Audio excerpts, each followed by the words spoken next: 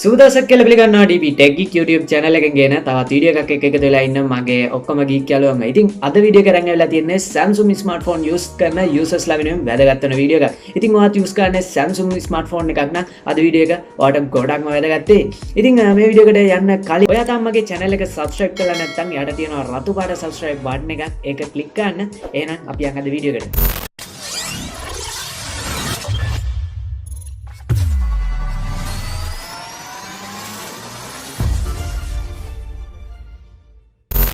AI voice assistant එහෙම නැත්නම් මේ voice assistant කියන පහසුකම මේ වෙනකොට smartphone එකකට නැතුවම බැරි feature එකක් වෙලා ඉවරයි.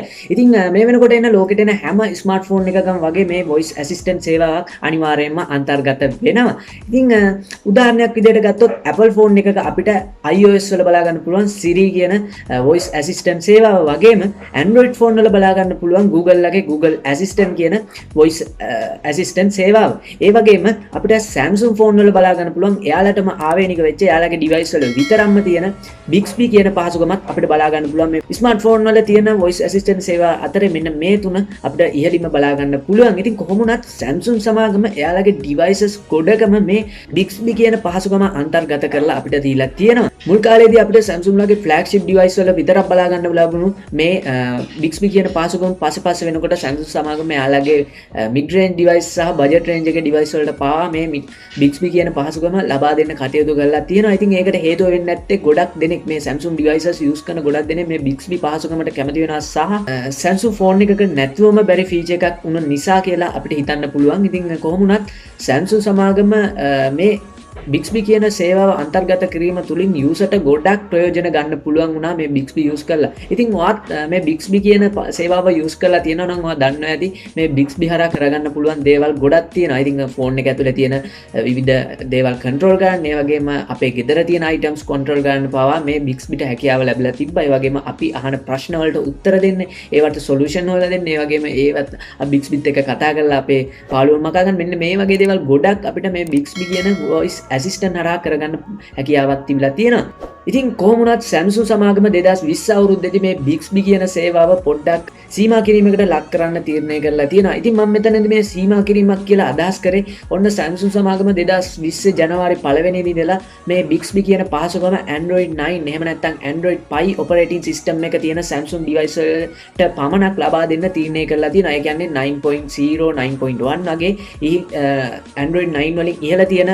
operating system එක තියෙන device වලට විතරක් Samsung මේ Bixby පහසුකම දෙන්න තීරණය කරලා තියෙනවා. මේකට හේතුවක් නම් හරියටම තාම මට හොයාගන්න බැරි වුණා. ඉතින් කොහොම වුණත් Samsung ලා කියන විදිහට පරණ operating system ඒ කියන්නේ 7 8 වගේ operating system වල මේ Bixby පහසුකම ලබා දීලා තිබ්බත් ජනවාරි 1 වෙනිදා ඒ කියන්නේ 2020 ජනවාරි 1 වෙනිදා ඉඳලා මේ පහසුකම අත්හිටවනවා මේ කියන operating system වල. ඒ කියන්නේ 7 8 වගේ operating system වලදී මේක වැඩ කරන්නේ නැතුව යනවා කියලා. ඉතින් මේ තත්ත්වය 2017 18 වගේ කාලවලදී රිලීස් වුණු smartphone වලට ලොකෝටම බලපෑමක් කරනවා. මොකද මේ 2019 තමයි Android 9 කියන operating system එක තිබ්බිදී මේ වෙනකොට තාමත් තියෙන latest මම හිතන්නේ Android 9 මේ වෙනකොට Android 10 ඇවිල්ලා තියෙනවා. ඒ තාම ගොඩක් device වල මේක බලා ගන්න නැහැ. කොහොම වුණත් මේ Android 8 සහ 7 කියන operating system දෙක අපිට 2017 සහ 2018 කාලවලදී තමයි වැඩිපුරම බලා ගන්න පුළුවන් වුණේ. ඉතින් ඒ කාලවලදී Samsung ලා රිලීස් කරපු smartphone බොහොමයක්ම තියෙනවා. ඉතින් ඒ අතර Samsung Galaxy S9 එක, S9 Plus එක, S8 එක, S8 Plus එක, ඒ වගේම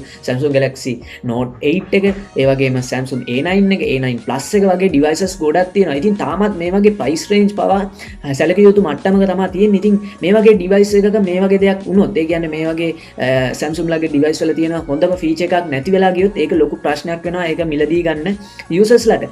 මේකට හොඳම solution එක Samsung ලා කියන විදිහට ඉක්මනින්ම ඔයාගේ තියෙන්නේ මම අර කලින් කියපු operating system නම්, ඒ කියන්නේ 7 8 වගේ operating system නම් තියෙන්නේ. ඔයාට කරන්න තියෙන්නේ ඉක්මනින්ම ඔයාගේ අලුත් update එක එහෙම නැත්නම් Android අලුත් update එක කරගන්න. ඒ කියන්නේ 9.0 හරි 9.1 වලට හරි ඉක්මනින්ම update කරගන්න කියලා තමයි Samsung ලා කියලා තියෙන්නේ. ඉතින් Samsung ලා කියන විදිහට මේ වෙනකොට යාලගේ මේ updates දීලා ඉවරයි කියලා කියනවා මේ හැම device එකකටම. ඉතින් දෙන්න පුළුවන් හැම device එකකටම දීලා ඉවරයි කියලා තමයි කියන්නේ.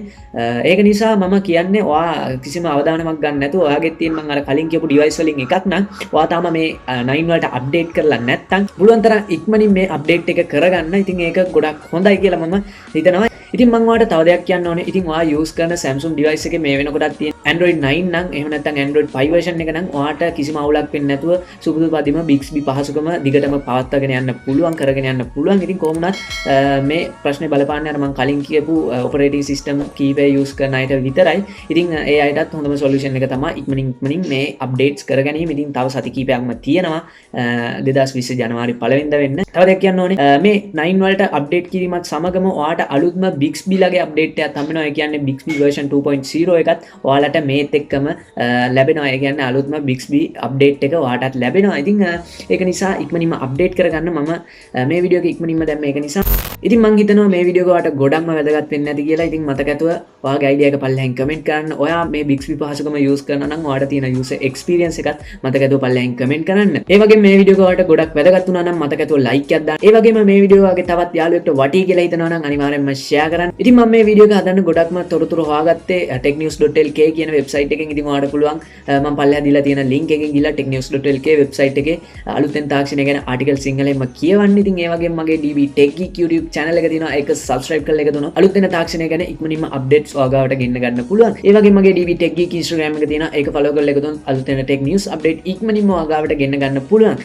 එහෙනම් ඉතින් මං අද ගිහින් එන්නම් තවත් අලුත් වීඩියෝ එකකින් අපි ඉක්මනින්ම හම්බෙමු.